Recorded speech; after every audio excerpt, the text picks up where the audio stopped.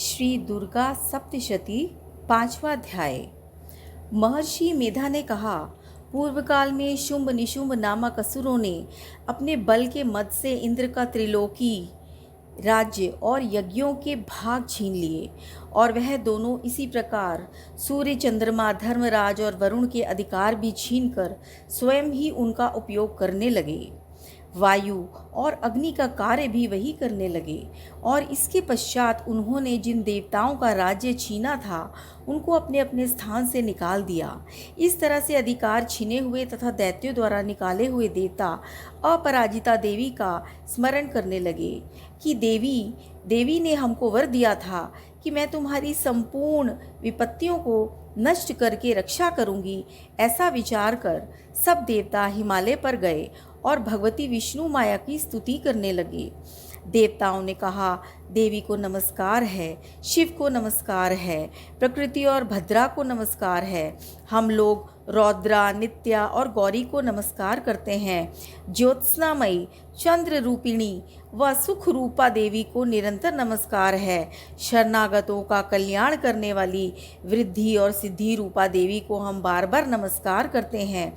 और नैऋति राजाओं की लक्ष्मी तथा सावाणी को नमस्कार है। दुर्गा को, दुर्ग स्थलों को पार करने वाले दुर्गपारा को, सारा, सर्वकारिणी, ख्याति, कृष्ण और धूम्र देवी को सदैव नमस्कार है। अत्यंत सौम्य तथा अत्यंत रौद्र रूपा को हम नमस्कार करते हैं। उन्हें हमारा बारंबार प्रणाम है।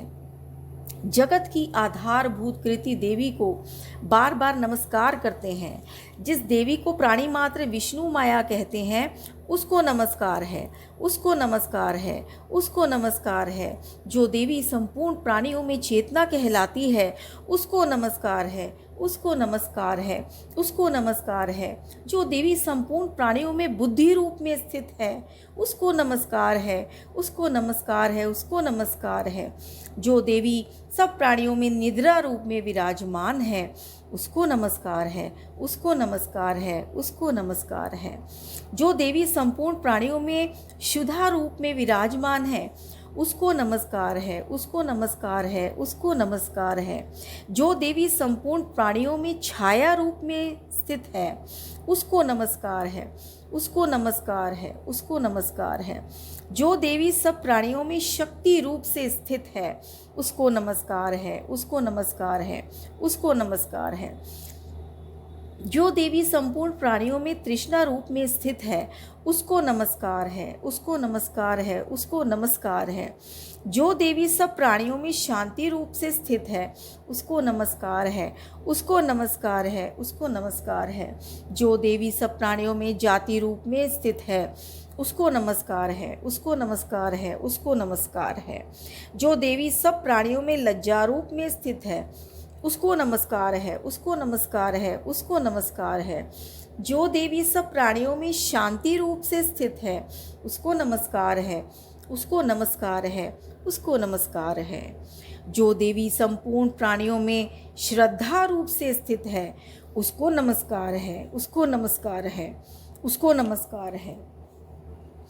जो देवी संपूर्ण प्राणियों में कांति रूप से स्थित है, जो देवी सब प्राणियों में लक्ष्मी रूप से स्थित है उसको नमस्कार है, उसको नमस्कार है, उसको नमस्कार है। जो देवी संपूर्ण प्राणियों में वृत्ति रूप से स्थित है उसको नमस्कार है, उसको नमस्कार है, उसको नमस्कार है। जो देवी सब प्राणियों में स्मृति रूप से विराजमान है उसको नमस्कार है, उसको नमस्कार है, उसको नमस्कार है। जो देवी सब प्राणियों में दया रूप से स्थित है उसको नमस्कार है, उसको नमस्कार है, उसको नमस्कार है। जो देवी सब प्राणियों में तुष्टि रूप से स्थित है उसको नमस्कार है, उसको नमस्कार है, उसको नमस्कार है। जो देवी संपूर्ण प्राणियों में मात्र रूप से स्थित है उसको नमस्कार है, उसको नमस्कार है, उसको नमस्कार है। जो देवी संपूर्ण प्राणियों में भ्रांति रूप से स्थित है उसको नमस्कार है, उसको नमस्कार है, उसको नमस्कार है। जो देवी संपूर्ण प्राणियों में नित्य व्याप्त रहती है उसको नमस्कार है। जो देवी चैतन्य रूप से संपूर्ण संसार को व्याप्त करके स्थित है उसको नमस्कार है। उसको नमस्कार है, उसको नमस्कार है। पूर्व काल में देवताओं ने अपनी अभीष्ट फल पाने के लिए जिसकी स्तुति की है और देवराज इंद्र ने बहुत दिनों तक जिसका सेवन किया है, वह कल्याण की साधना भूता ईश्वरी हमारा कल्याण और मंगल करे तथा सारी विपत्तियों को नष्ट कर डालें। असुरों के सताए हुए हम संपूर्ण देवता उस परमेश्वरी को इस समय नमस्कार करते हैं तथा जो भक्ति पूर्वक स्मरण की जाने पर तुरंत ही सब विपत्तियों को नष्ट कर देती है, वह जगदम्बा इस समय भी हमारा मंगल करके हमारी समस्त विपत्तियों को दूर करे। महर्षि मेधा ने कहा, हे राजन, इस प्रकार जब देवता स्तुति कर रहे थे तो उसी समय पार्वती देवी गंगा में स्नान करने के लिए आईं। तब उनके शरीर से प्रकट होकर शिवा देवी बोली, शुंभ दैत्य के द्वारा स्वर्ग से निकले हुए और निशुंभ से हारे हुए यह देवता मेरी ही स्तुति कर रहे हैं। पार्वती के शरीर से अंबिका निकली थी, इसीलिए उसको संपूर्ण लोक में कौशिकी कहते हैं। कौशिकी के प्रकट होने के पश्चात पार्वती देवी के शरीर का रंग काला हो गया और वह हिमालय पर रहने वाली कालिका देवी के नाम से प्रसिद्ध हुई। फिर शुंभ और निशुंभ के दूत चंडमुंड वहां आए और उन्होंने परम मनोहर रूप वाली अंबिका देवी को देखा। फिर वह शुंभ के पास जाकर बोले, महाराज, एक अत्यंत सुंदर स्त्री हिमालय को प्रकाशित कर रही है। वैसा रंग रूप आज तक हमने किसी स्त्री में नहीं देखा। हे असुरेश्वर, आप यह पता लगाएं कि वह कौन है और उसको ग्रहण कर लें। वह स्त्री स्त्रियों में रत्न है। वह अपनी कांति से 10 दिशाओं को प्रकाशित करती हुई वहाँ स्थित है, इसीलिए आपको उसका देखना उचित है। हे प्रभु, तीनों लोकों के हाथी, घोड़े और मणि इत्यादि जितने रत्न हैं, वह सब इस समय आपके घर में शोभायमान हैं। हाथियों में रत्न रूप ऐरावत हाथी और उच्च श्रवा नामक घोड़ा तो आप इंद्र से ले ही आए हैं। हंसों द्वारा जुता हुआ विमान जो कि ब्रह्मा जी के पास था, अब भी आपके पास है। और ये महापद्म नामक खजाना आपने कुबेर से छीना है। समुद्र ने आपको सदा खिले हुए फूलों की जलकिनी नामक माला दी है। वरुण का कंचन की वर्षा करने वाला छत्र आपके पास है। रथों में श्रेष्ठ प्रजापति का रथ भी आपके पास ही है। हे दैत्येंद्र, मृत्यु से उत्क्रांतिदा नामक शक्ति भी आपने छीन ली है और वरुण का पाश भी आपके भ्राता निशुंभ के पास ही है। और समुद्र में पैदा होने वाले सब प्रकार के रत्न भी आपके भ्राता निशुंभ के अधिकार में हैं। और जो अग्नि में ना जल सके ऐसे 2 वस्त्र भी अग्निदेव ने आपको दिए हैं। हे दैत्यराज, इस प्रकार सारी रत्न रूपी वस्तुएं आप संग्रह कर चुके हैं, तो फिर आप ये कल्याणमयी स्त्रियों में रत्न रूप अनुपम स्त्री आप क्यों नहीं ग्रहण करते? महर्षि मेधा बोले, चंडमुंड का यह वचन सुनकर शुंभ ने विचार किया कि सुग्रीव को अपना दूत बनाकर देवी के पास भेजा जाए। प्रथम उसको सब कुछ समझा दिया और कहा कि वहाँ जाकर तुम उसको अच्छी तरह से समझाना और ऐसा उपाय करना जिससे वह प्रसन्न होकर तुरंत मेरे पास चली आए। भली प्रकार समझाकर कहना। दूत सुग्रीव पर्वत के उस रमणीय भाग में पहुंचा जहाँ देवी रहती थी।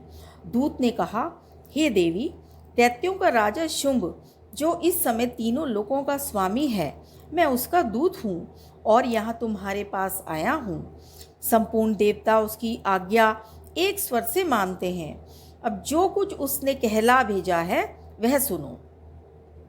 उसने कहा, इस समय संपूर्ण त्रिलोकी मेरे वश में है और संपूर्ण यज्ञों के भाग को पृथक पृथक मैं ही लेता हूँ और तीनों लोकों में जितने श्रेष्ठ रत्न हैं वे सब मेरे पास हैं।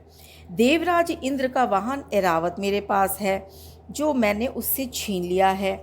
उच्चैश्रवा नामक घोड़ा जो क्षीर सागर मंथन करने से प्रकट हुआ था, उसे देवताओं ने मुझे समर्पित कर दिया है।